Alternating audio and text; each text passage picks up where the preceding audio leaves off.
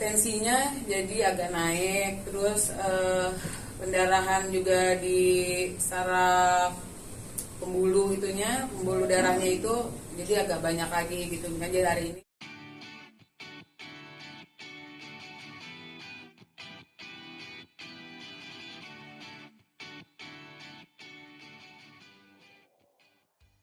akan bisa mengenai update terkini kondisi dari sang suami sendiri sekarang sudah sejauh mana penyembuhannya.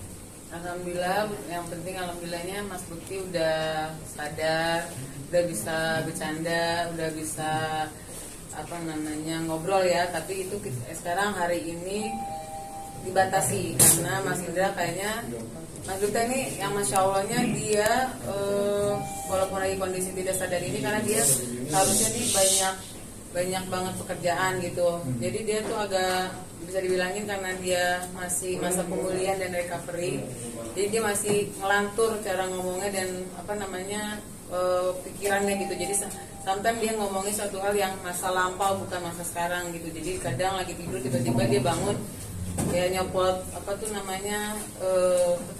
di jari itulah ya buat tensi, terus begitu dia bangun benar-benar aku harus kerja jam berapa dia bilang gitu, jam 2 begitu dia mau kerja karena dia tahu hari ini dia harus kerja gitu.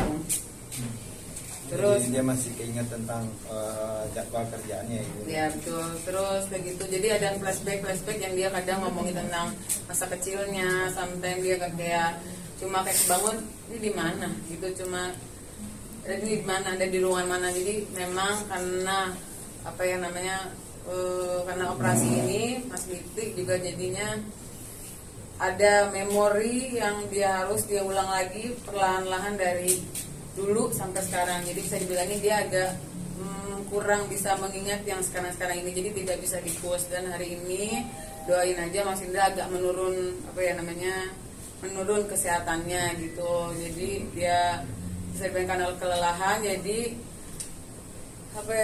tensinya jadi agak naik, terus pendarahan juga di saraf pembuluh darahnya itu jadi agak banyak lagi gitu. Jadi hari ini sangat jadi aku juga cuma datang ke kamarnya, cuma banyak diem. Kalau dia mau makan, aku cuma bangun untuk makan. Habis itu dia emang kita masukin obat untuk cepat dia tidur. Jadi alhamdulillah gitu, ini malam ini karena masih dibawa infus juga, jadi maksudnya tensinya balik lagi gitu. Jadi ini benar-benar lagi masa, kalau bisa dibilangnya ini penyakit yang memang kritis gitu buat Mas Bukti gitu.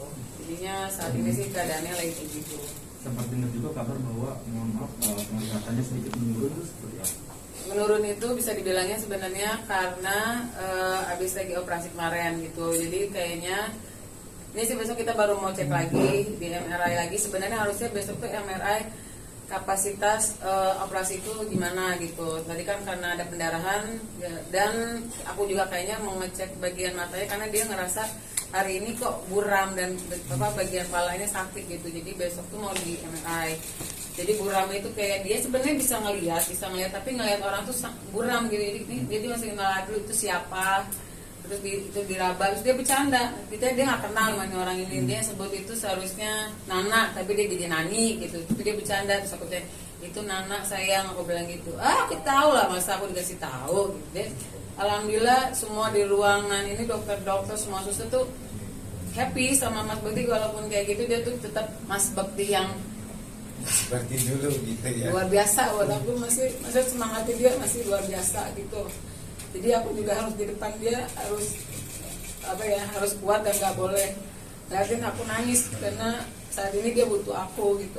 Dan aku bersyukur banget walaupun dia buram, dia nggak bisa mengingat masa yang sekarang ini gitu, tapi dia masih ingat aku gitu, masih dia momen-momen sama aku tuh dia ingat banget gitu. Walaupun saya awal-awal aku ngambek itu dia bawa nangis gitu. Terus dia bilang aku tuh sayang sama tuh cewek.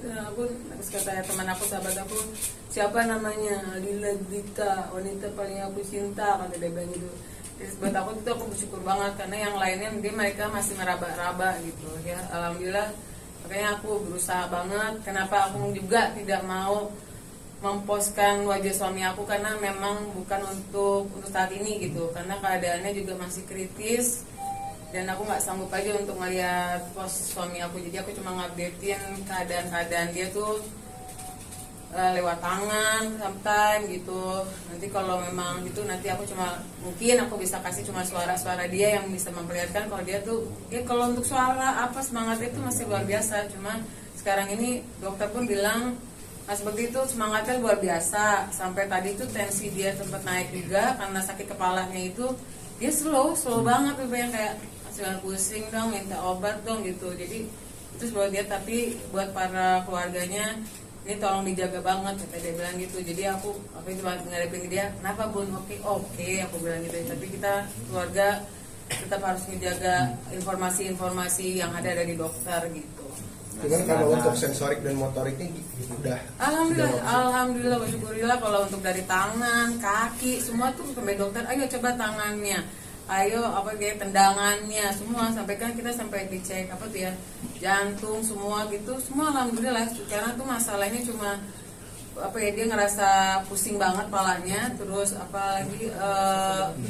palanya sama mata sih dia masih aku worritin gitu. Jadi itu yang masih, karena palanya itu sakit karena dia masih ngeluarin darah gitu. Karena dia tuh kalau ngomong saking antusiasnya itu yang bikin dia juga tensi agak naik gitu. Karena dia ngomong tuh sambil mikir, tidur aja bisa-bisa kebangun kaget cuma ngomongin hal nggak penting, bukan nggak penting Bu.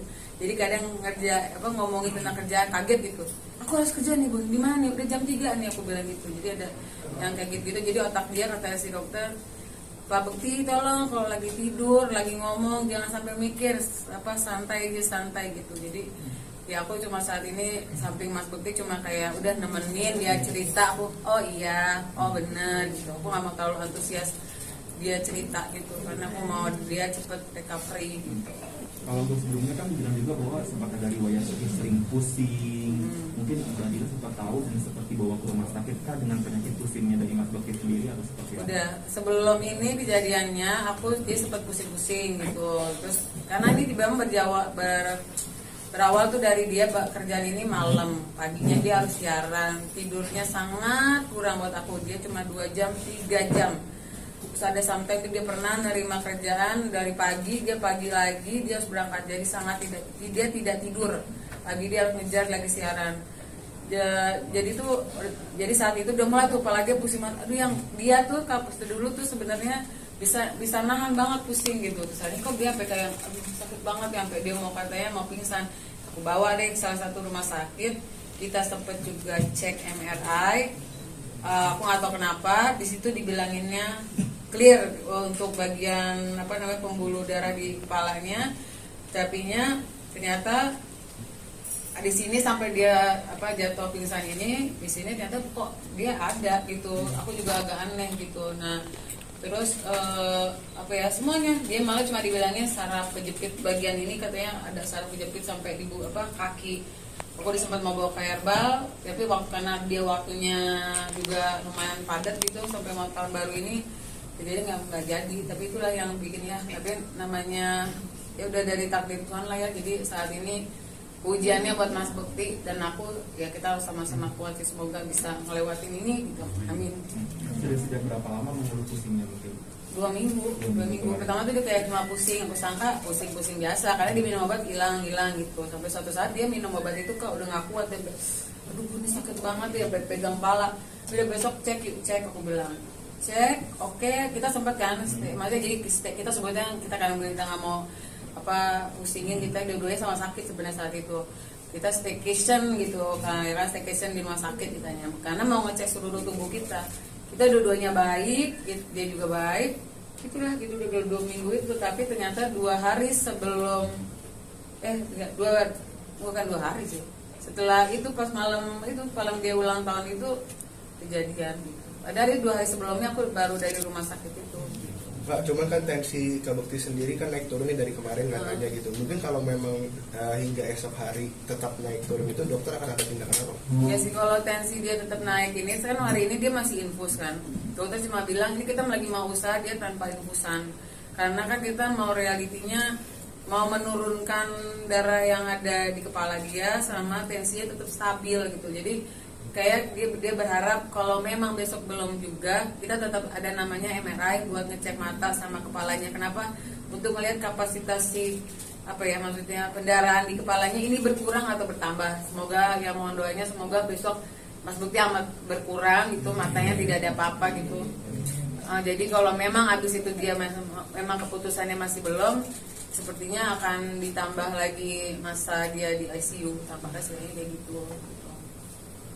Alhamdulillah yang bikin tegar, tidak seperti mungkin istirahat nggak pulang ke rumah aku menurut suami setiap waktu. Udah tugas sih, ya kemana aku udah tugas istri sih.